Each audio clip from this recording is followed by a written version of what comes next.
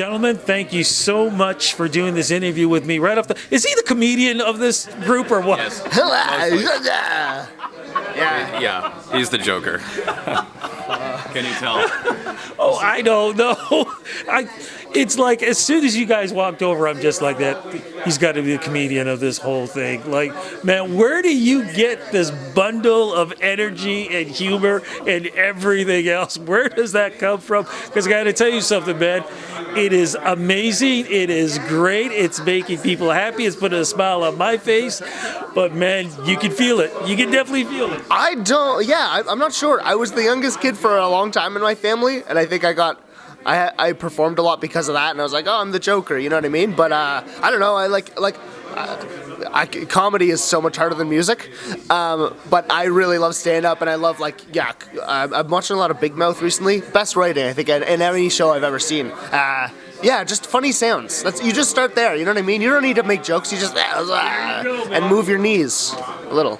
There you go, man. That's all it takes. Davey's definitely the showman, as we can tell. He's the showman. Because like you said, you guys are putting smiles on faces, but even more importantly, man, great music. How does it feel being part of Canadian Music Week? Not just celebrating Canadian music, but internationally, man. I mean, so many people I've been, Japan, Italy, Greece, so many people I've met so far in interview all around the world, all about celebrating indie music. Yeah, Indie Week is great. We're excited to play, for sure. And we're really pleased that we're a part of this big festival. So, where are you guys playing? We're playing here at Revival tonight at 11:15 ish. Great venue. Were you guys here last night for the industry party? No, I had work. I also had work. We're not big enough to not have other jobs. I wanted to come party, but that's why it's called Indie Week, man. That's what indie artists have to do.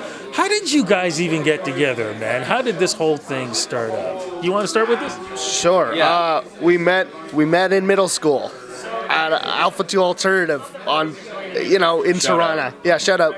And then we all wanted to play music, and we were kind of the only people who wanted to play music, so the 4 people in our band just kind of got together and started messing around. We were the only 4 people who wanted to play rock music. Yes. For sure. So together, we basically didn't have a choice. It was a small school, so we got together and we started writing songs, and that was that basically, all the way back in 2012 or something. I'm curious, who approached who? I have no idea. I couldn't tell you. I bet you it was Jack. I bet you Jack was like, dude, look at me play. Yeah. We were like, yeah, man, I can strum an acoustic guitar, you know what I mean? I think Jack knew you before I knew you. Really? I think so. So yeah, probably. Who knows? Is cursing allowed in this medium, or do we know? I say do what you feel like you want to do. Okay, well, Oliver's always been a fucking beast on the drums, so since day one, it was you started with the simple stuff, and he's come a long way since then, but even then, so much fun, fun people to play with, you know what I mean? That driving power that some rock and roll has, that was definitely a lovely thing at that time. But here's the thing, though. I was just talking, your manager, right? Yeah. He gave a great description, you guys. I couldn't say, what is the description that he gave on musically on what you guys are all about? He said that we've been quoted as being like New York Dolls with the Killers and Bare Naked Ladies and the Foo Fighters or something like. I don't know. He's missing me. He's whispering at me right now. I'm not sure what he's trying to tell me. Foo Fighters. That's the one. I don't know what we sound like. We sound like us, I think. He's banging the table right now. If you like any of those bands, you'll probably like us. You gotta take Dave Grohl, slice him in half, take Adam Devine, cut him in half, put them together, put them on a bit of Molly, we're good to go. That's Pterodactyl Problems, baby. But when you have that kind of comparison, yes, it is your manager, but when you have that kind of comparison, that says a lot, about the musical influences and what you guys are doing up on stage. Again, what I even said right off the top, there's a lot of energy coming out from you guys. What was that like the first time when that energy started coming out, when you guys started performing, you realized, man, this is combustion that can blow up this whole place?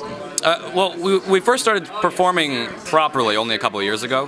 We kind of, went our separate ways in middle school. And well, it's hard when you're 14 and can I play here? And they're like, no, you can't play here. Yeah. You're nobody. Yeah, so, I mean, I think it came pretty naturally. We've always liked being the band that puts on a show. We don't like to stand around and play our instruments and be boring.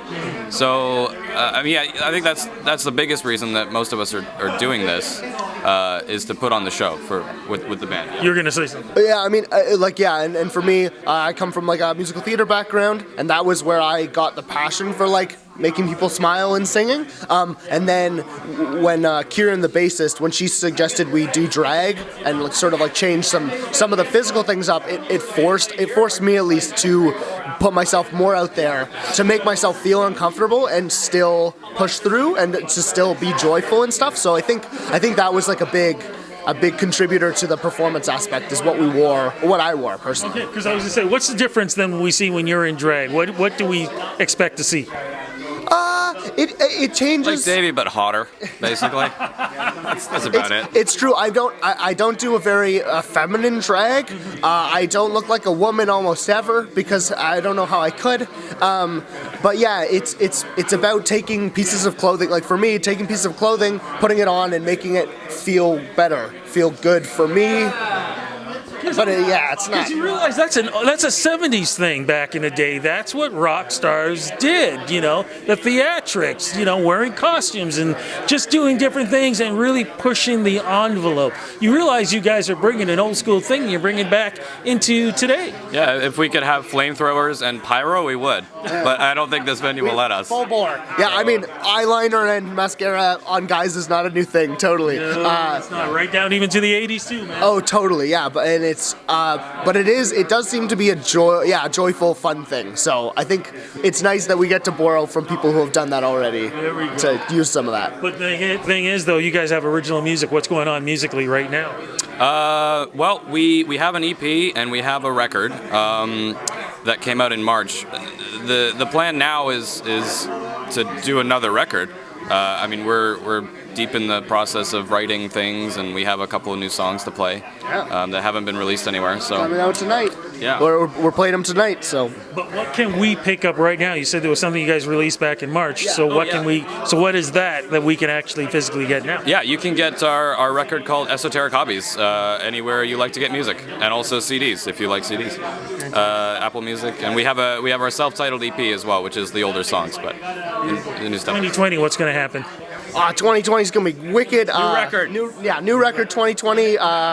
Go Rules No Fish. Working title. Lots of good rock and roll. And hopefully just a little more evolved and a little more tasteful in its execution. Yeah. Social media, where do we go to follow you guys? If you can spell it, we're Pterodactyl Problems everywhere. Where did you get that name from? It's a dumb story. It's like some misheard comment in middle school. Like somebody said something and then Kieran went, "Did you say pterodactyl problems?" And we were like, "No, but sure, that works." So we decided to roll with it. And it works for the name of the band. Guys, thank you so much for this interview. Have a great time tonight performing here at this venue, and looking forward to everything you guys are doing in 2020. Thank you so much, Thanks, man. Thanks for having us.